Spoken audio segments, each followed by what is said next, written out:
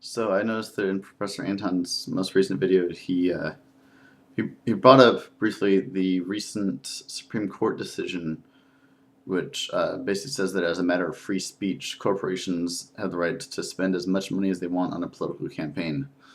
Um, I hardly think I'm alone in saying that that's bullshit. Um, but it brings up some interesting questions. Um, first of which is we ask, is money speech? And this recent decision seems to say that it is. Um, but I find it strange though, because I think most of us, most of us who are familiar with the Constitution would say that a person has a right to say that they support the Taliban. That they think that the Taliban is right. We may disagree with it violently, but we would say, okay, well, they have a right to say it.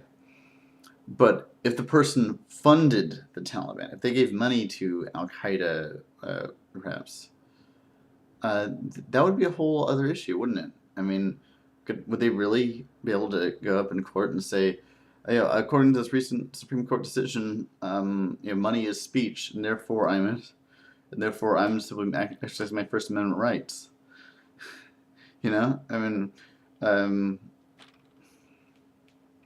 really, I think if that's the standard we're making, then I don't even think that we can hold Bin Laden accountable because he never committed the terrorist acts that he's held responsible for. He didn't even have a lot to do with the planning of them. He basically funded terrorism and has become the public face of it. And so, I mean, if we're going to be consistent in saying that money is free speech, there's some very dire consequences to taking that to its full extent that I don't think we really want to deal with.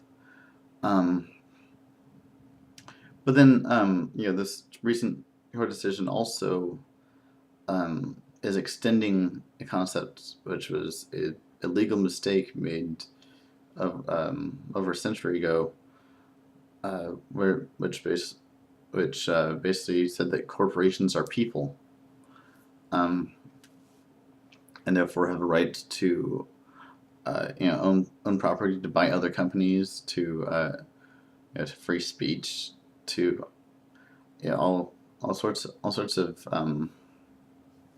rights that individuals are entitled to, in addition to the entitlements they have that other people don't have, such as like limited liability or all kinds of tax breaks, whatnot. Um, and so, I mean, what really interests me is that so many of the defenders of these corporations call themselves individualists. But I mean, how much more collectivist can you get than to say that this collective entity, as a corporation, is a person? That they're a person like you and me. I mean, Karl Marx was never that collectivist. I mean, that's just so out there. It boggles my mind that these people can talk about that and call themselves individualists. Um, and I think, but it kind of conflates individualism um, with basically being a defender of the moneyed power. Um, and and so there's an economist named Joseph Schumpeter who wrote a book called Capitalism, Socialism, and Democracy. And one of the premises of his book, he was basically part of the Austrian school, but he was also kind of one of the founders of what was become known as evolutionary economics, okay? Basically applying ideas about evolution to the field of economics. And he talked about one of the advantages of capitalism is an idea known as creative destruction, which is, as certain industries sort of become established and complacent, then some new competitor comes in from left field and totally disrupts the market, and yeah, and makes and changes everything. Uh, start destroying the old establishment and creating a new establishment. Uh, but what Schumpeter said and kind of feared in that book is that people would become uneasy with that kind of instability and would try to legislate more bureaucracy, eventually ending in socialism.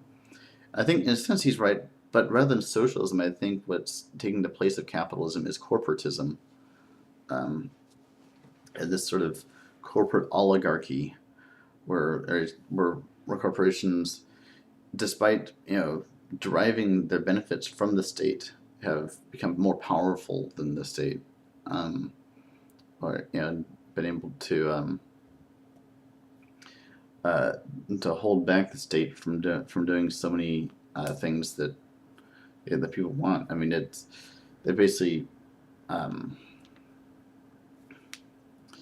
I, I mean, this Supreme Court decision, although it's I think profane. I think it's profoundly wrong.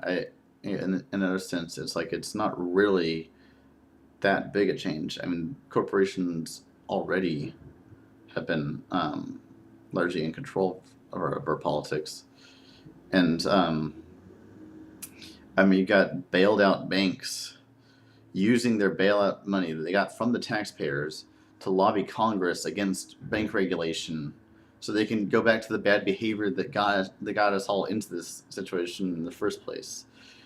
And that reminds me of and that's not if that's not chutzpah, I don't know what is. Yeah, I mean, I think chutzpah is defined in Yiddish as that quality in a man who, having killed his parents, begs the court for mercy because he's an orphan.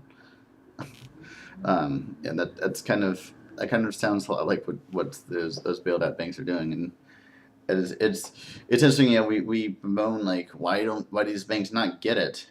And I think they get it perfectly reasonable. They get the fact that they're in control, and they're laughing at us.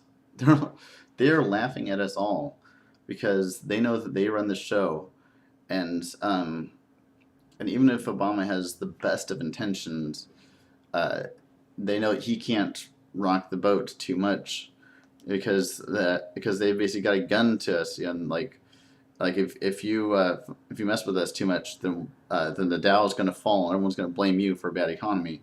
Like it's like yeah. I mean, in a sense, I think so much of the financial world um, is kind of so much taking us hostage, and like our whole financial system is based on a system that sort of banks set up for themselves. Um, to serve their own best interests, and they've convinced us that it's the best way.